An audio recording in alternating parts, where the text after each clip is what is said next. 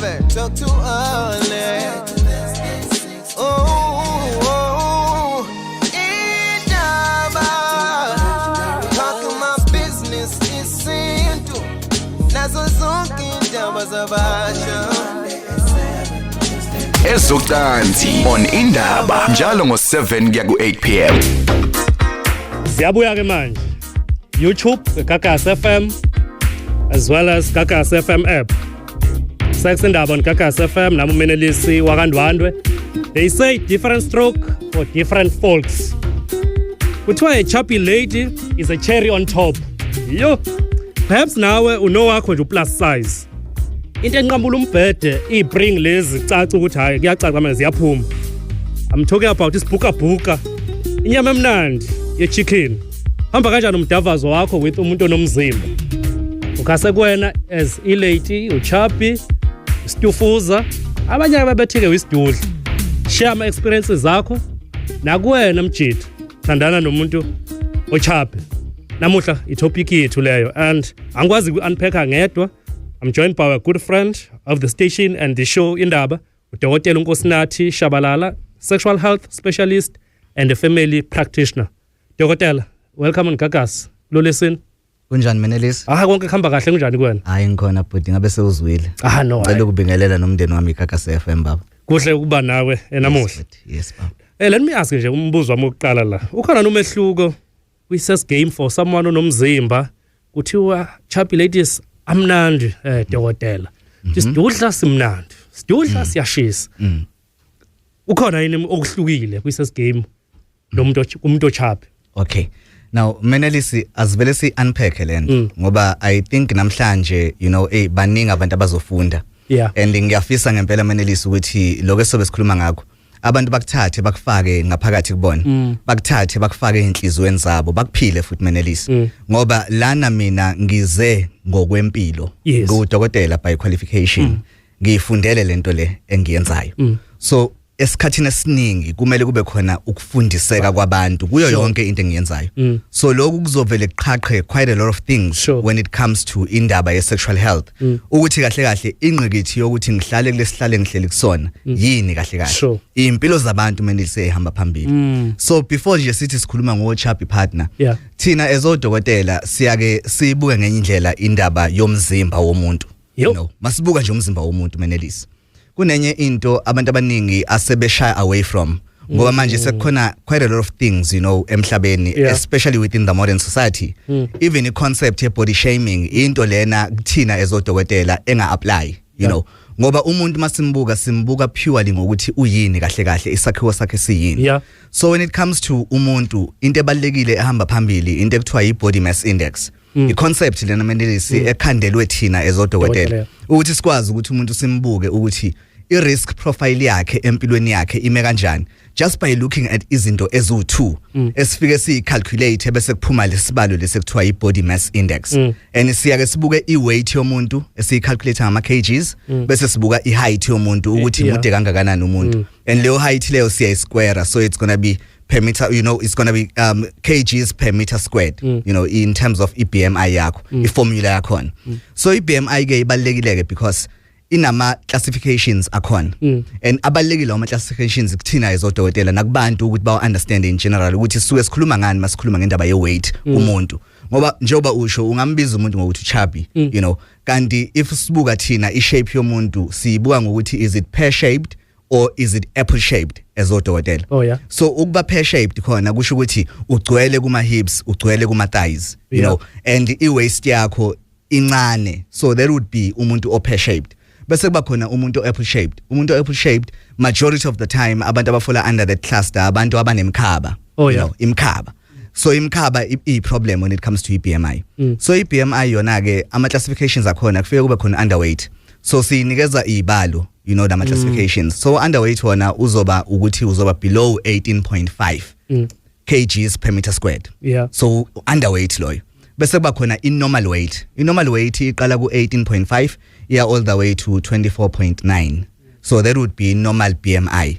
Bese kuba khona ukuba overweight. So ngiqale ngo-underweight kwaba yi-normal weight sekuba khona ukuba overweight. Ukuba overweight kona it's all the way between 25 to 29.9. so overweight loyo bese kuba khona ke lena ke embikeke kakhulu kuthina izodokotela ebizwa ukuthiwa iobesity ukuba obese so kuba obese ke kona it's anything 30 and above you know so there would be umuntu oclassified as uba obese and under ke ukuba obese kuba khona inkinga ke Menelis kuba khona into ekuthiwa excessive obesity so excessive obesity suke sesibuka iBMI of 40 and above so there would be excessive obesity but now if sibuka ke lento iyasilimita thina ezodokotela indaba yeBMI ngoba manje ibuka nje only iheight ne weight inkinga leyo nto because umuntu omfishane it's a problem ukuthi simenze iBMI and ireflect ngempela ukuthi yena ukuyiphi yona ingcuphe in terms of health kube khona abantu abazoba lean abajimayo amamasela iweight yawo iheavy than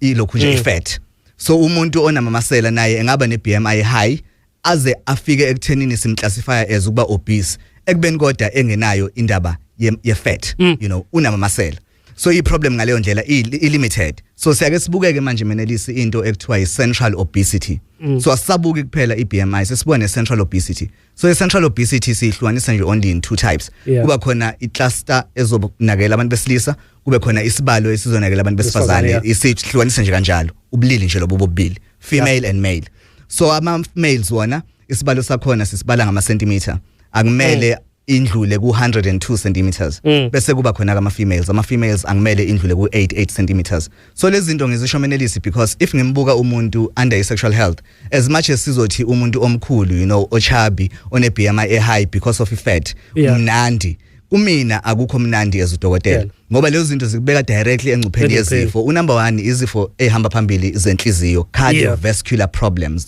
ama cardiovascular problems ashaya inhliziyo ashaya nemthambo Menelisi kube khona diabetes diabetes isifo sikashukela now mawumkhulu uba sengcupheni directly isifo sikashukela kube khona high Menelisi isifo se high hypertension nayo futhi iproblem kubantu abakhulu so asingabuke ekuthenini yes mnandi impela umuntu omkhulu mina ezudokotela lesihlale ngisona kumele ngibuke ukuthi ihealth yakho irisk yakho ihamba kanjani ukuze ngikwazi ukwelekelela wena ngokuphelele inike le opportunity dokotela ukuthi uyinike ibackground yakho ngoba usho ukuthi udokotela 0861596596 hamba kanjani isex game yakho with the chubby lady or ichubby lady uthele nje ukuba plus size ihamba kanjani igame yakho share ama experiences yakho nokufisayo as isitufuza uma sesishakasha umdavazo ufisa ukuthi wenziwe njani yini ofisa ukuyenza as usitufuza sikhuluma nawe namuhla as a chubby lady but dokotela in short nje kule background yakho so no one is too big for sex and asikhumbule futhi ukuthi asingaphambanisi indaba yobukhulu neflexibility iflexibility has nothing to do with the weight iflexibility has everything to do with ama joints akho ukuthi ama joints akho ilaxity yakhona ingakanani as compared to abantu nabangekho legs in terms of ama joints so umuntu omkhulu Menelisi engaba flexible akwazi futhi ukwenza itayela kangcono even kunomuntu omncane you know so sibuke nangaleyo ndlela leyo singam stereotype umuntu omkhulu sithi kunezinto angakwazi ukuzenza embedeni uzothola ukuthi uzenza even kangcono kunawe wena lo omncane 0861596596 do you remember that we live on Gagasi FM indaba ku TikTok ikhona Facebook page Gagasi FM usheke i-comment yakho we-chubby lady ukubudlelwana with the chubby lady so ngiyafisa ukuthi ngithola ama comments akho ukuthi ngabe kuhamba kanjani ungashayela na ku 0861596596 ukhumbule this show is not suitable for izingane dokotela ngiyafisa ukuthola la what are the best positions for a plus size person ama sex positions manje ukubona ke azokwazi ukuthi ebe in favor of a plus size okay now kuba khona Menelisi abantu abazoba plus size babe nezinqa you know ezinkulu kube khona abantu abazoba plus size babe neshwap bengabi nazi izinqa so kuyahluka you know but ama position Menelisi ayake hambe phambili of course i-missionary ihamba phambili eyokuqala leyo umuntu wesifazane lo mawukuthi uyena omkhulu alale ngomhlane abheke phezulu umuntu wakhe amngeneke ngokuthi abe ngaphezulu yena so there would be missionary so ilula kakhulu and iyenzakala kalula for abantu aba plus size bese kuba khona indaba ye-doggy i-doggy ke i-problem ngoba ingena nane flexibility yomuntu phakathi ukuthi as much as umkhulu ke umzimba wakho wona uyakhona yini ukumela. I-doggy is one of our difficult positions for abantu abaningi. You reckon dokotela? Yes, it is, believe me, because even indlela okuduniswa ngakhona kwi-doggy, you know, inkinga for abanye abantu besifazana. So nakuyena ke umuntu omkhulu, because excessive weight iletha naleyo ncindezi leyo ukuthi ungakwazi ukuba free, you know, in terms of ama movements akho in bed. So i-doggy yona bayake bayiverify ke mhlambe benze i-flat doggy instead of, you know, the normal doggy. So i-flat doggy ke nayo iyake ibe into abakhuluma ngayo abantu abakhulu ukuthi iyabalekelela. Okay, bese kuba khona ama standing positions la umuntu wesilisa okuyena oyigiver ezoma bese edonsa umuntu wakhe embeka at the edge of umbhede. You know, so those would be ama standing positions. Now futhi ayakwazi ukuthi amlekelele umuntu omkhulu ukuthi afinyelele kalula umuntu wakhe ngaphakathi kuyena. I-woman on top is a problem ngoba yona ke isingena nokuthi lo muntu okuthiwa u-plus size unawo yini umkhaba noma kanawo. Yeah, so i-central obesity inkinga kakhulu ngoba nayo futhi iba yi-limitation in terms of ukwenza itayela freely. So those would be itayela ehamba phambili eqhamukayo njalo ama plus size people mabekhuluma. But that doesn't mean Menelis ukuthi umdavazo bona bawenza ngendlela ehlukile. Umdavazo is basically the same for everyone. I-sex game is basically the same for everyone. Ngoba i-sex game isho ukuthi ugood kangakanani in bed. It doesn't say ukuthi uyakwazi ukwenza umdavazo. How good are you in bed? So nabantu abakhulu nabo, they can be very good in bed, they can be very poor in bed. 0861596596 0861596596. Uzothatha ama comments akho Facebook page of Gagasi FM. We also live ku TikTok. Namuhla sikhuluma nawe as a chubby lady. Stufuza, uyisha kanjani igame yakho yomdavazo? This is Endaba with uMenelis Ndwandwe. Namuhla standing in for Alex Mthiana. I'm joined by Doc. Ezocansi on Indaba. Umncane nga5 years ago ngamthole intombi ngamganisa manje inkinga ayilesonto ngathi ubaba akafuna ukuvuka kanti every day before that I don't know whether I've adopted this wine drinking thing. Is it white wine or red wine? Red wine. Merlot, Pinotage, Cabernet Sauvignon. Sikhuluma ngayiphi wine masikhuluma Pinotage. Okay. I thought you were a sex expert, not a wine connoisseur. I'm also a connoisseur. Oh, okay. I'm also a connoisseur. Right. Zawuza ukumkhipha mama. Umuse nje e-restaurant edayisa ama-oyster. Ungaphuzi Pinotage, uphuze i-white wine nama-oysters. Uzothi uma ungene umama aze akhale athi hey baba. So ake siqale lapho. Then you come back next week and bethu sichiyathe kambe kanjani? Number 1 yabona. Ezocansi on Indaba njalo ngo7 kuya ku8 p.m. Menelis Ndwandwe on Indaba Gagasi FM. And this show is strictly for abantu abadala aba over 18. Fukubheka ama Facebook comments akho as a chubby lady noma no partner ochubby. And also asikhethile on this show. Ungaba i-chubby lady, uyi-chubby lady nakhona. Sizwe ukuthi nenza njani. Ningama ladies base nishaya umdavazo wenu. Caesar. Uyabuza kudokotela. Shange Caesar. Uzanele Maze uthi sawubona dokotela noMenelis ushayelani khona. Hey. Ave simnandi okwangempela thina izidudla ikakhulu ngoba kulamakhaza akhona. Uthi ke ulalela usePietermaritzburg lapha kwaCaluza. Ubaba kaTom uthi hayi bonke ababa manzi kuya ngokuthi nje udunuse na kanjani bese kubhekta inkomo ihleli kanjani. Amanye ama comments akhona. Then uLuza Theman uthi ke good evening Gagasi FM Indaba. Uthi yabona ke udaba lwesidudla akusiso noma yisiphi ongathi mawusinikeza isex bese ukuthi ke konke kuhambe kahle. Kodwa ke zona ziyashesha futhi ke ukuchama. Uthi unkanyiso khoza la eThekwini. Charles Ntuli, I love osteoporosis. Especially if uzoba clean and active. Zolihle Khumalo uthi ayave beshesha ukuchamisana. Umjida kuzolihle Khumalo. So amanye ama comments akhona ngizoqhubeka ukuthi ngiwafunda. Then uThenjiwe Ngcobo uthi yes abesifazane abachaphi ave be right ngisho umbona nje eyihambela lapha uveleke umhalele dokotela nanka ama comments. Yes, ama comments ngiyaweza impela Menelisi, you know they are widespread in terms of ukubukeka kwawo. But ke bottom line is wonke umuntu nama preferences akhe, you know. Khona umuntu ongabuka umuntu omkhulu angachazeki ngisho ukuchazeka nakancane. Yeah. So kwabanye abantu it's not only about you know umdavazo. Kuya nawo ukuthi image yakho kuyena ikanjani, imthintilizer kanjani, imattracta ngandlela yiphiyona, you know, imvusa ngandlela yiphiyona. So asibuke futhi nana leyo ndlela ukuthi not everyone will say ukuthi I do like a plus size person, but at the same time bakhona abantu abaningi futhi abashoyo ukuthi mina ngiprefer umuntu omkhulu kuneslender. Ake ngizwe from you as a chubby lady or umjita okubudlelwana ushaya umdavazo with a chubby lady or a lady we late ichubby nonke 0638399959. This is Indaba on Gagas. I'm taking my voice notes akho. Hey Doc and Menelisi ukwangilemlazi. Mina ngicela ukusiza usizo la. Mina I find it so difficult to do woman on top because it's kind of like ngiyamcabanga vele kube ngathi ngiyampichiza umntwana or nje something yabo. I just don't feel comfortable. So nje yo. Sanibona Menelisi lapha eGagazini. Hola. Nikhuluma no Anonymous la endaweni nakhona futhi engaziwa. Cha mina ngeke ngaba nayo indaba enjalo eyisifuza belokhunja hayi sihamba phambili kakhulu. Siyagijima ngempela ngifuna uqamba amanga.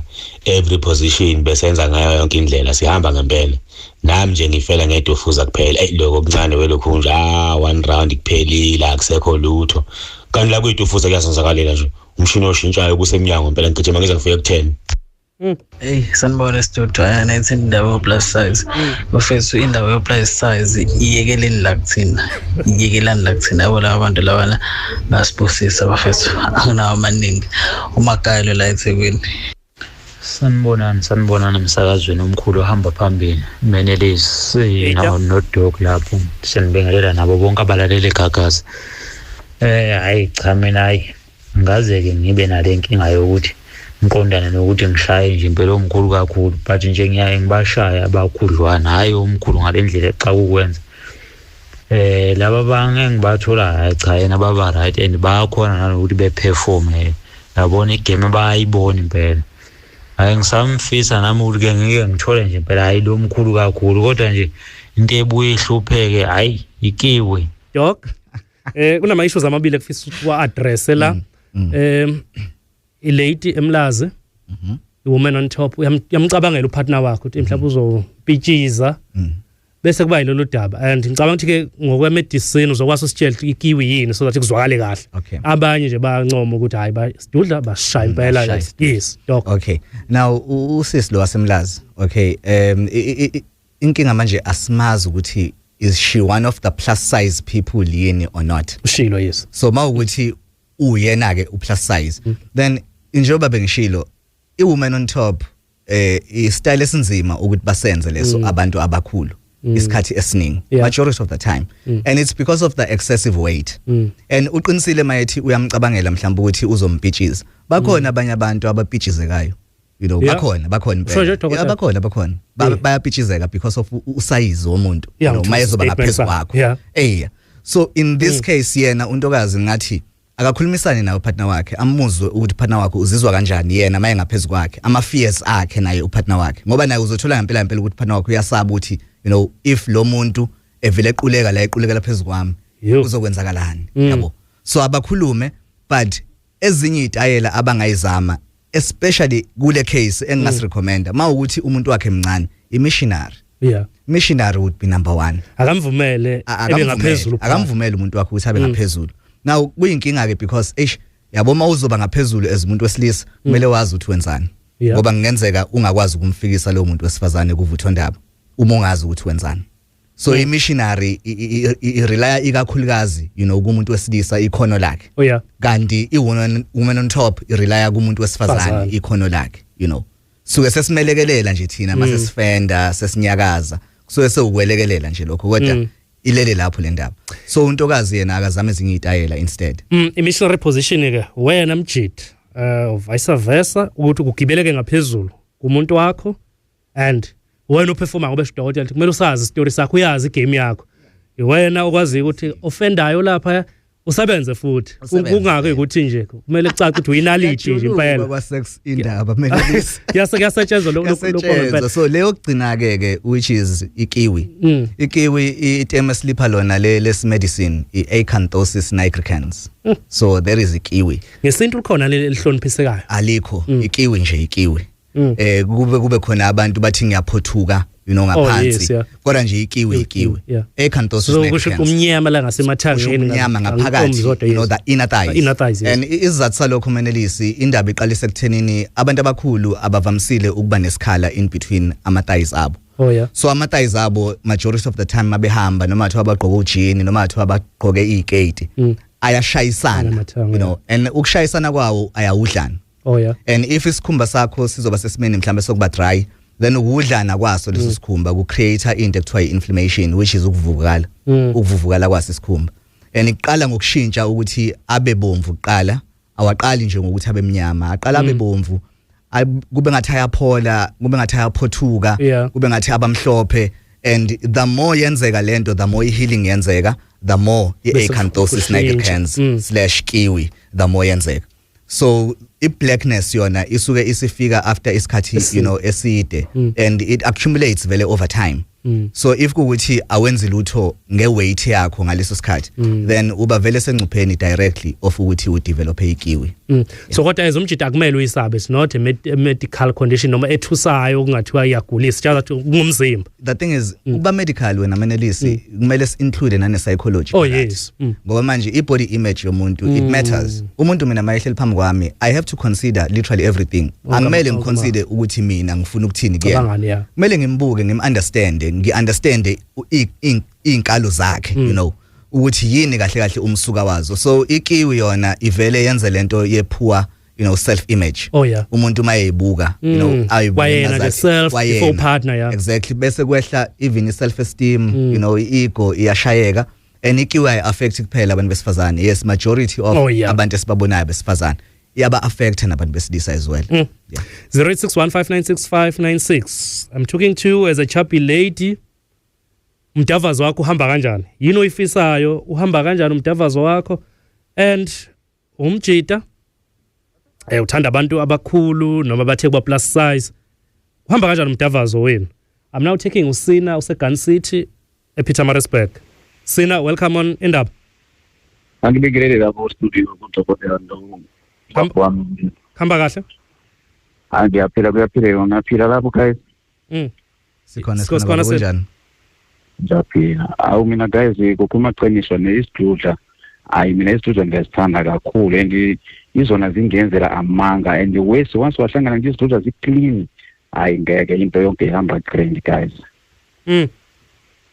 mhlawumbe ufaka usize bani nje lapha kwi waist 38 40 42 preferable sinema ukuthi uyayinaka le ka size alingathi 38 yok nangu sin okay let me tell you the truth yazo Menelisi yabo indaba abantu abakhulu bane low body count as compared to abantu abanomzimba normally awesichaze le low body count so are you saying abalali nabantu abaningi hayibo dokotela yebo mawuhlala nabo nje kuma majority of them Menelisi hayibo akusho mina la kusho i-study this is a reality a majority of them bane low body count as compared to abantu abanemzimba enormally esibiza ukuthiwa i-normal weight so ibalekile le ndaba ye body count ngoba umuntu oselele nabantu abaningi Menelisi angeke ezwakale njengomuntu osalale nabantu abancane unamba kanje lo uhamba phambili biology dictates that the more ulala nabantu abahlukene the more uba exposed to size bamapipi ahlukene untomzodwa uyanwebeka hayibo uyanwebeka untomzodwa untomzodwa Menelisi une ability even yokukhipha ingane you understand and umuntu osekwaba nezingane ezu3 angeke ezwakale njengomuntu ongakaze abe nayo ingane so leyo nto leyo it's just the truth of nature asikwazi kwenza lutho ngakho the only thing esikwazi ukuyenza ukuba nesimilo. So abantu ke abawu plus size iningi labo okwangempela banesimilo. They take care of themselves, they take care of imizimba yabo, abafuna ukuhamba beyinikeza inoma ubani. Sina ke ngikene la kuwena ke. You saying ima kakhulu ma eclean umthanda kakhulu. Yipi isex position ongathi ke uyisha kakhulu no chubby partner wakho. Niyenza kanjani umdavazo? Uyabona kukhuluma qinisa labo butwami. Wena isidula zigibela wena phezulu ngeke nqaba amanga. Lapho ke ukwazi ukuthola yonke into i-right without nothing, no complaining. So you woman on top yona iprefer kwisidula. Yeah, yona ke right. But yazi uyangichaza ngoba khona iphuza lishoyo. Yeah. If ekwazi ukuyenza i-woman on top lo muntu loyo omkhulu, then yonke into iba right.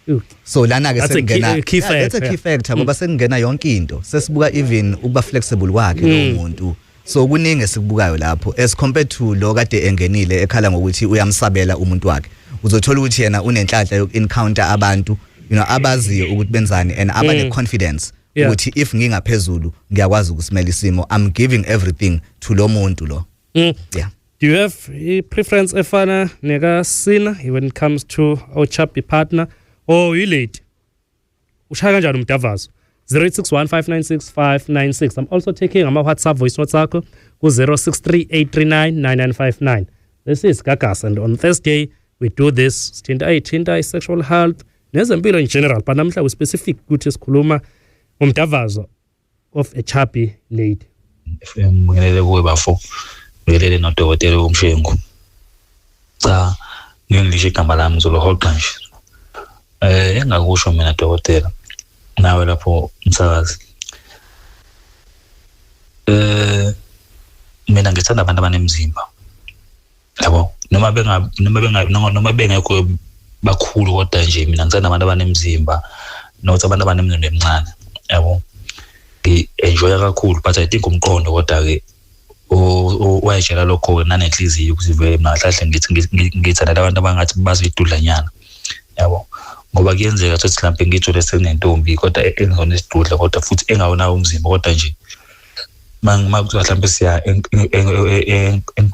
enkonzweni ngenze kahle yonke into kodwa la ngizokhona usicha ngikusuke kumnandi ngempela ila khona inhliziyo yamathanda khona ngoba ngithi ngithanda idudla mangiseyidudleni la ngizokhona kahle usicha yabona ke la kumnandi yabo, but not ukuthi angi-enjoy mangithola umuntu ongenawo umzimba. Cha, ngiya-enjoy kodwa la inhliziyo yami egxile khona kakhulu kubantu besifazane zinto azinemzimba.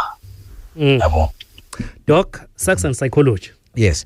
And Menelisi asiyibeke nje lento bakhululeke futhi abantu ngayo. Bantu besilisa, you are allowed to have preferences. Yeah. You are more than allowed. Ungazenyezi ngoba wena kumele uzazi ukuthi uthandana. Uyabona nje ubhuti useyitholile. But now usanokuyingabaza ngoba njengamanje akafuni ukusho fully ukuthi ipreference yami abantu abanemzimba. Angiba prefer abantu abancane ngemzimba. And asikho nanesidingo sokuthi ayibeke izathu zakhe. Ngoba phela asikwazi ukuphikisa into yena athi uyayithanda. So abantu abakwazi ukuphumela obala with ama values abo as abantu besilisa nama preferences abo as abantu besilisa. Bacindezelekile abantu besilisa Menelisi merely because they think lezo zinto lezo abayideserve. Wonke umuntu wesilisa uvumelekile ukuba ne preference. 0861596596. Let me take uSizwe Ngcobo seVerelem. Sizwe, welcome on Gagas. Dokotela. Ukhona udokotela khamba kahle? Niyaphila wathi. Sikhona baba. Yabona dokotela, uthi topic yethu ke namhlanje amadoda. Yeah. Uyabona dokotela la edudleni siyake sithi sinabangani bami abantu bekhethe labantu bohlobo. Uyabona dokotela, ngifuna ukunika nje advice ukuthi isidudla sidliwa kanjani. Isho. Selokhu ngaqala ukudate isiplan mhlawumbe sidate kanye ngisiyeka angisizwa ngithila nje nesidudla kuphela. Ngineyingane ezu3 mobuko make ngani bonke bayitype eyodwa. Ngiqala nje ku35 ku40 kuyaphezulu. Uyabona labantu dokotela sakhona? Sure.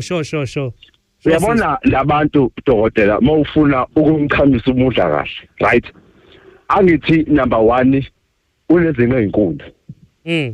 izinqe ezinkulu mangabe usumbeka embhedeni ziyaphakama yeah ebese wavula amatha ngithi ayamsinda athi khekhe ithi untomzodi inkomo mayisala kube ngathi isifuba sejuba yeah uyabona ke mawumngena kumele ngathi ushona enzansi umshaya inqabi iyaphezulu engathi iyanyuka ungangena ugxile ezantsi uyabona umshaya ungathi uyaphezulu mawuze uyachama ubashesha ulikhipha uqongqothe phezulu enkomeni ebese wehlala lo futhi uphinde umkhuphule mawufuna kumngena esinye isitayela uyambona uzomlalisa embhedeni bekodongeni umlenze mhlawumbe waka right ube phansi umlenze echopheni lombhede awugudla umbhede bese umlenze odube phansi okodwa ube phezulu uyabona masu phansi umlenze odi inkomo iyasala lapho wena uthi mawumngena mhlawumbe unyawo la ka right ebese lugaxela ngane ethangeni lakhe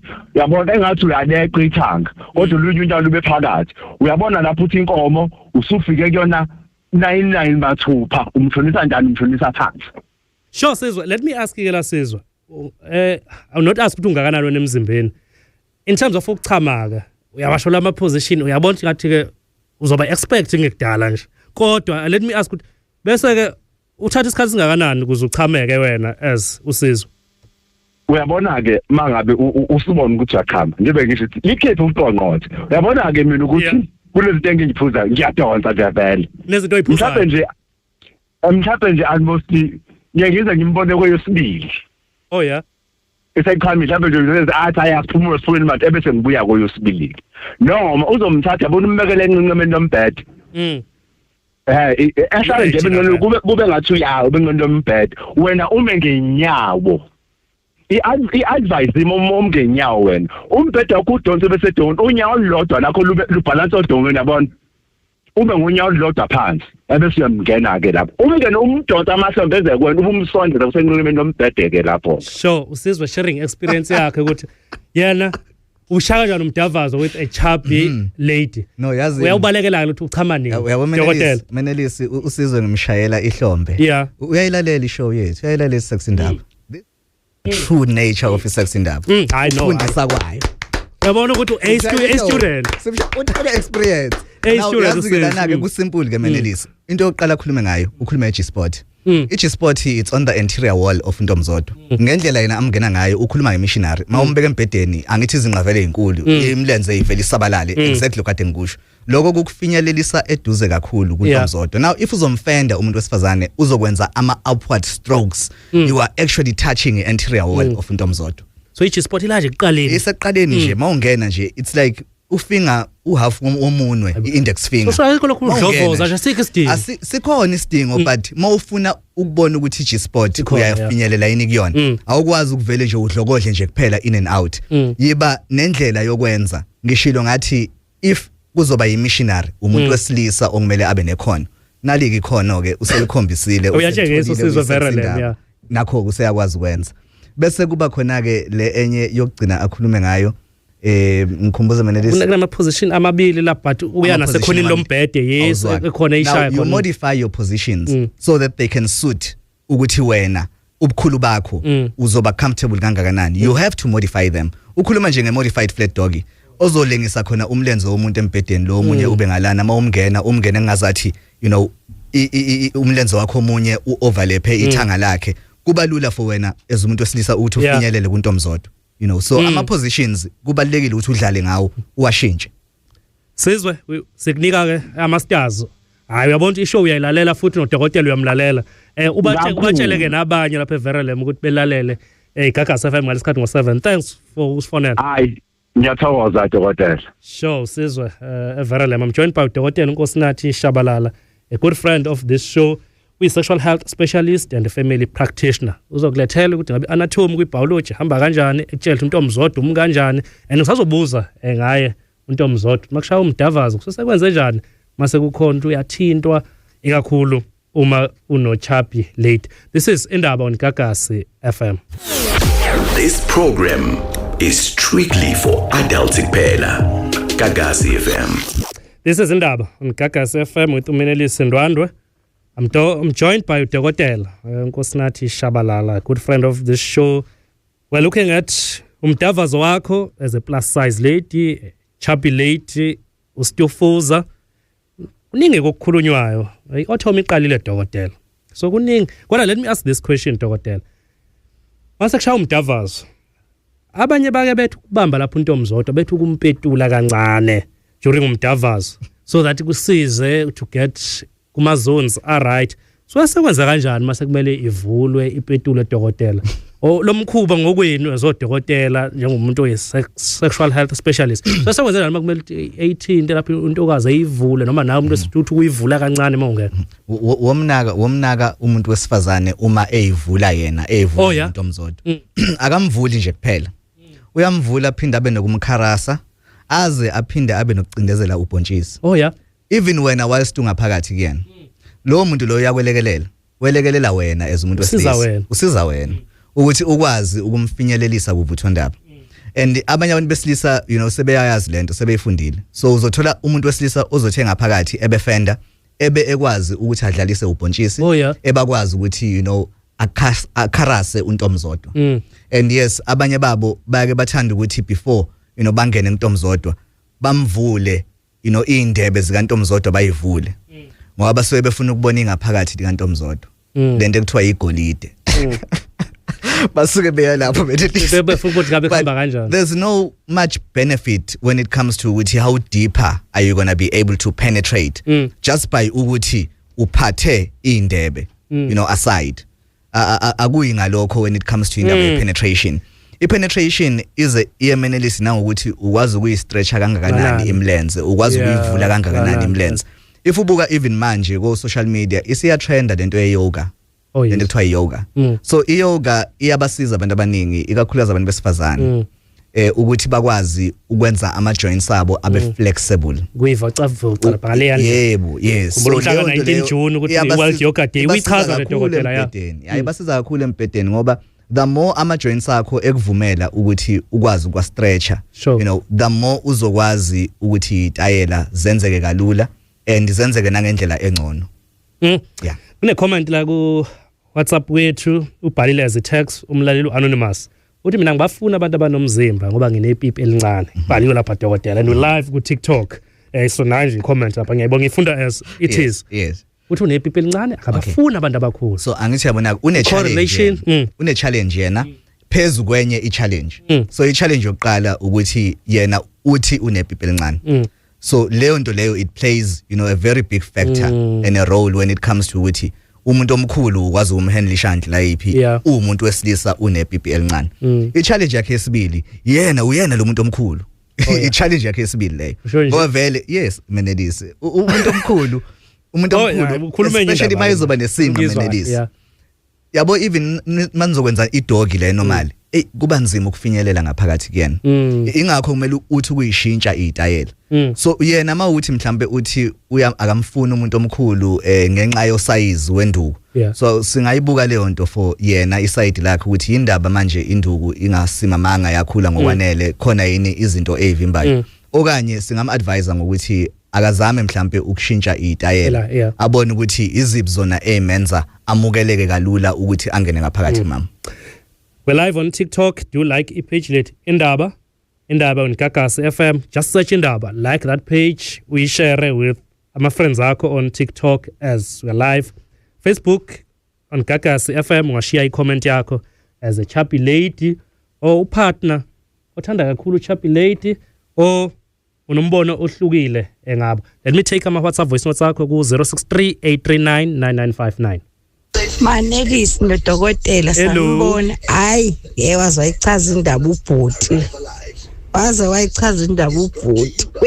Ngisidudla nami kodwa lezinto azishoyo. Hayi ngeke ngibone ukuthi ngazimela. Hayi angiboni. Hayi ngeke ngisephimbi ecaluza uzakhona khumala. Ngicela ukubingelela e-studio Mr. Ndwando ngibingelela Mr. Shabalala. Ngicela ubu anonymous idudla zimnandi zona impela ziyathanda ngiyasithanda impela nami isidudla kodwa manje inkinga ngempela mase kumele kube idoggy ngoba manje omunye umuntu vele uthi usaba sathi usafinyelelile manje lapha yabo sekuyinkinga kodwa zona zimnandi impela kodwa kona itele engakwazi ukuyisha ngibonge. Sembona studio ngiyathemba niyaphila udokotela nawo bafulapho. Hayi nami ngumunye wabo nami ngithandela nje idokha nje from 36 to 40. Into ngibusa kakhulu ngiyidokha ayi idog style. Dog style ngibusisa nje. Engibuse dog style bese kuzoba women on top. Hayi bangibusisa shem. Hayi ngicela ngazisho igama. Nangona Masdoc 3 comments. Yes. So now lo gcina kusimple ngoba ikhono laba abantu, you know, ikhono laba abantu umuntu oyisidudla ongakwazi ukwenza iwoman on top. Of course uzoba mnandi kunomuntu oyisidudla ongakwazi ukwenza iwoman on top.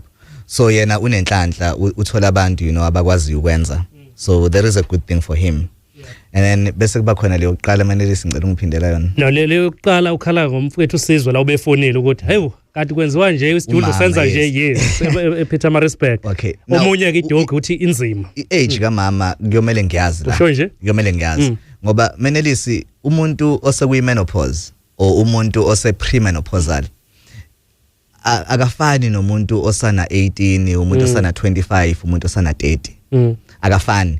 Ngoba kusuke sekushintsha into eziningi kuyena lo muntu. And another thing, abantu besifazane abayizidudla abane excessive weight baba sengcupheni yokuthi babe nenkinga even kuma ovaries abo la ukuhlala khona amaqanda. Baba sengcupheni yokuthi babe even nama cyst khona la ukuhlala khona amaqanda. Bese kuba khona inkinga ngama hormones abo. Abanye babo they even complain about having dry sex. Yabo. So there is an issue. Abanye babo they even complain about into ekuthiwa atrophic vaginitis.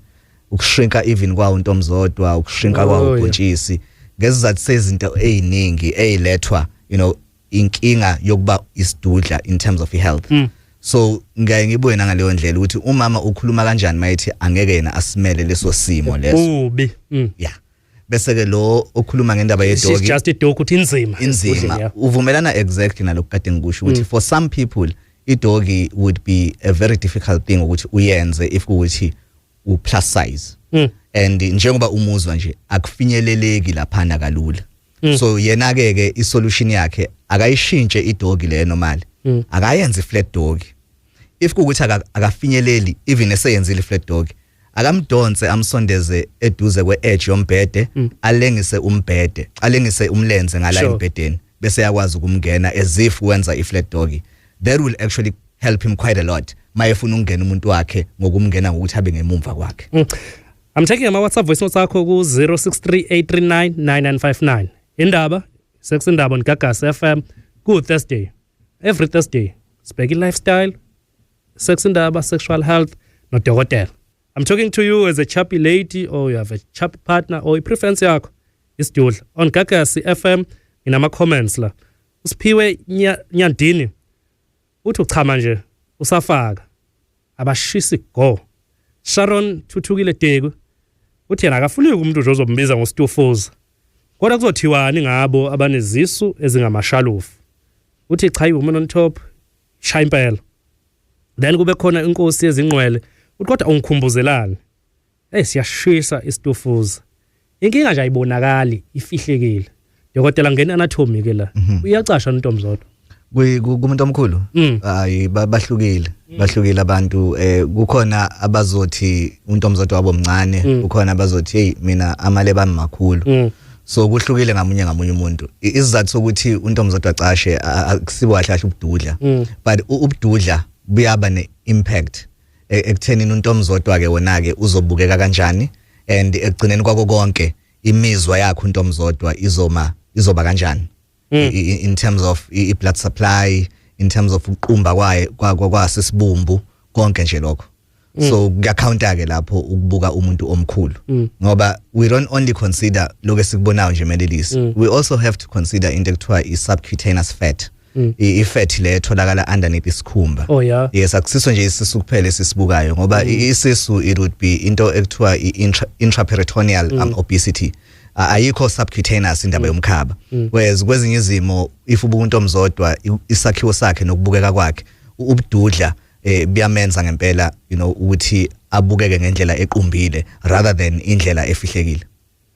Yeah. Usibahle Ndlovu uthi mina kushuthi ngesidudle si wrong. Why chama fast kanje umfana ufakazela lenye comment yami uthi kushuthi mina ngesidudle si wrong. Uvele sheshe chame nje. Uyasho sihle Ndlovu la Facebook. So lapho ke consensus le ngizokhuluma ngayo ngoba le question le mpendulo yokuqala it's about consensus.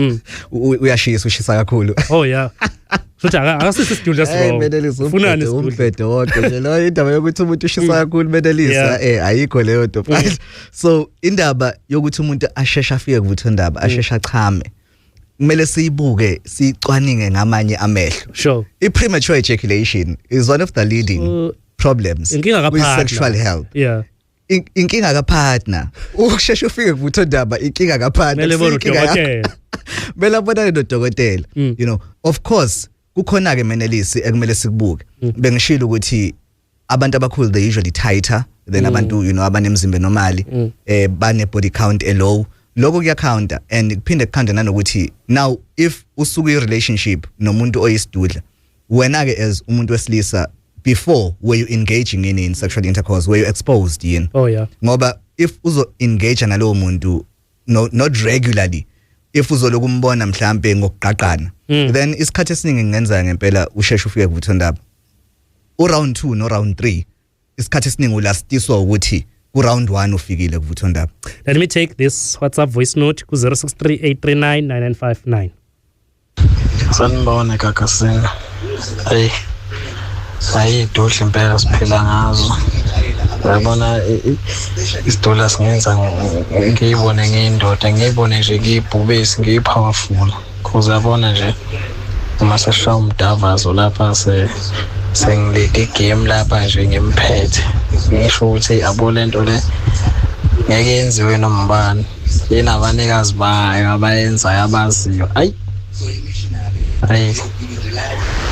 Idudla nje impela ezikahle indlela yonke kufana nabantu laba athi umuntu mebona isidudla mhlawumbe sinezinqa ezinkulu athi hawo idokstani yakuyenzeke laphana ayivele ngibona ukuthi hawa safanele ngene isikole laphana Doc your parting shot esikoleni as a principal umdavazi uyayibeka ubhuti nabo le ndaba le yakhuluma ngayo nje egcineni ukuthi umuntu mayezokhuluma ukuthi ayenzeke idogi kumuntu oyisidudla you know mayine ezinqa ezinkulu you know it's relative ngoba manje kuya nango size wakho kuya ngento eziningi but ke idogi is not the only style so in this case I would really advocate for ukuthi abantu bafundiseke uqinisile mayethi umuntu ongafundisekile isikhathi siningi akazi wenzani so if uthi awufundisekile usuke ungazi so uvula nje amadlebe nilalele sex indaba kuningi vele abantu abazokucaphuna kuningi okushintsha empilweni zabantu ngenxa le show Menelisi. How do we get off hold of you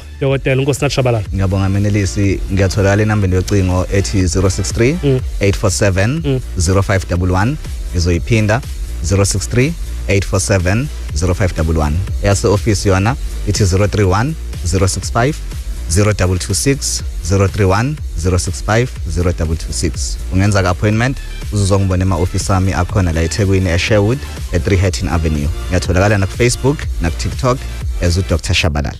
Ngiyabonga. Short dokotela si appreciate ukuthi ube nathi kulo Thursday.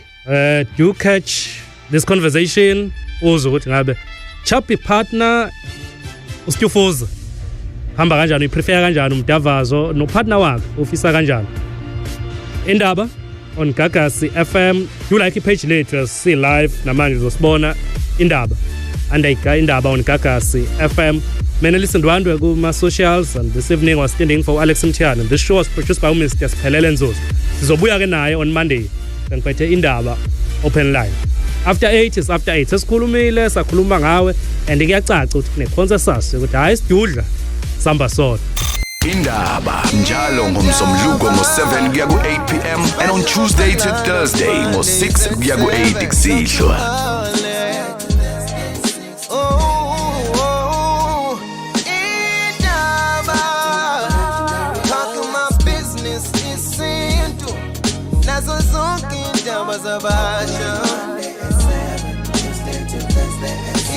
Indaba